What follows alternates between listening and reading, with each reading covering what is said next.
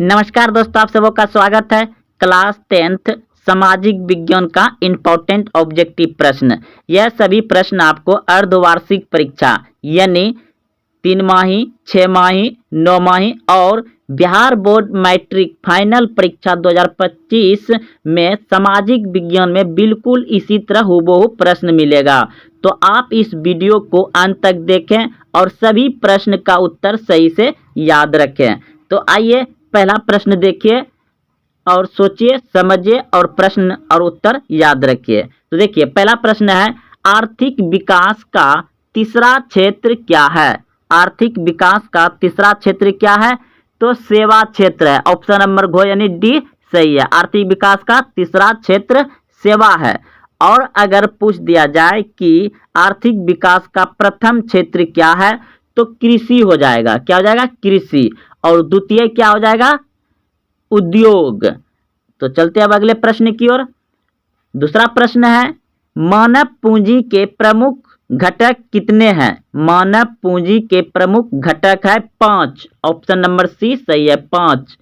अगला प्रश्न है 3 नंबर, कौन बीमारू राज्य नहीं है? कौन बीमारू राज्य नहीं है? तो ऑप्शन ए बिहार जो है कि बीमारू राज्य है। ऑप्शन खो यानी बी मध्य प्रदेश, ये भी बीमारू राज्य है। उत्तर प्रदेश नहीं है। उड़ीसा बीमारू राज्य है। तो इस प्रश्न का उत्तर हो जाएगा आपका उत्तर प्रदेश। उत्तर प्रदेश बीमारू राज्य नहीं है। ऑप्शन नंबर सी सही हो जाएगा।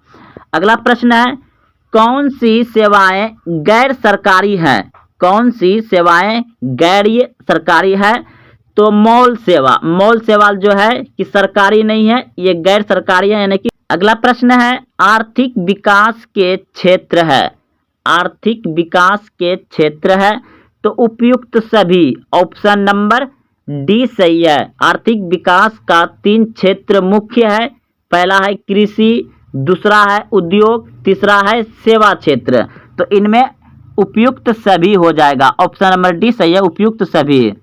अगला प्रश्न है, निम्न में किसे आर्थिक विकास का प्रथम क्षेत्र कहा जाता है? तो आर्थिक विकास का प्रथम क्षेत्र कहा जाता है कृषि को। ऑप्शन नंबर को सही है।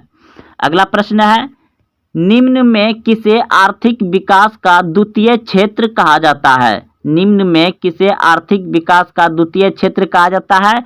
तो उद्योग को। ऑप्शन नंबर खो यानी बी सही है। अगला प्रश्न है, निम्न में किसे आर्थिक विकास का तृतीय क्षेत्र कहा जाता है? तो तृतीय क्षेत्र कहा जाता है सेवा को। ऑप्शन नंबर को यानी ए सही है। अगला प्रश्न है, सेवा क्षेत्र का सकल घरेलू उत्पाद में योगदान है। तो ऑप्शन नंबर हो जाएगा को यानी ए बिल्कुल सही है, 55.1। ये 2011 वाला है और इधर भी लमसम 50 से ऊपर ही अधिक है। तो ऑप्शन नंबर ए सही हो जाएगा। सेवा क्षेत्र से 55% योगदान मिलता है देश को। अगला प्रश्न है, सकल घरेलू उत्पाद में कृषि क्षेत्र का योगदान है। तो कृषि क्षेत्र का योगदान है 18.5%। ऑप्शन नंबर ए सही है। अगला प्रश्न है, सकल घरेलू उत्पाद में कृषि एवं उद्योग का योगदान कितना है? तो कृषि और उद्योग को मिलाकर के 45.9% है। ऑप्शन नंबर ए सही है।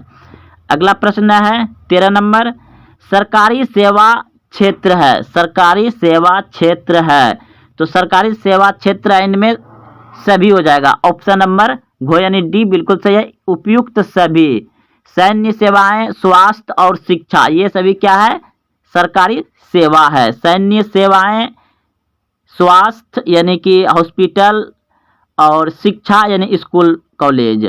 अगला प्रश्न है, छिपी हुई बेरोजगारी किस क्षेत्र में पाई जाती है? छिपी हुई बेरोजगारी किस क्षेत्र में पाई जाती है? तो कृषि में। ऑप्शन नंबर को सही है, कृषि में पाई जाती है। अगला प्रश्न है 15 नंबर, घरेलू सकल उत्पाद में उद्योग का योगदान कितना है? तो 26.4%। ऑप्शन नंबर को यानी ए सही है। अगला प्रश्न है आपका, गैर संस्थागत वित्त प्रदान करने वाला सबसे लोकप्रिय साधन है? महाजन। ऑप्शन नंबर खो सही है, महाजन हो जाएगा। इनमें से कौन संस्थागत वित्त के साधन है? तो व्यावसायिक बैंक, ऑप्शन नंबर घ यानी सी सही है, व्यावसायिक बैंक। भारत के केंद्रीय बैंक कौन है? भारत के केंद्रीय बैंक कौन है? तो ऑप्शन नंबर को यानी ए बिल्कुल सही है, रिजर्व बैंक ऑफ इंडिया। दीर्घकालीन ऋण प्रदान करने वाली संस्था कौन सी है? दीर्घकालीन ऋण प्रदान करने वाली संस्था कौन सी है? भूमि विकास बैंक, ऑप्शन नंबर ख सही है, भूमि विकास बैंक। भारत की वित्तीय राजधानी किस शहर को कहा गया है? भारत की वित्तीय राजधानी किस शहर को कहा गया है?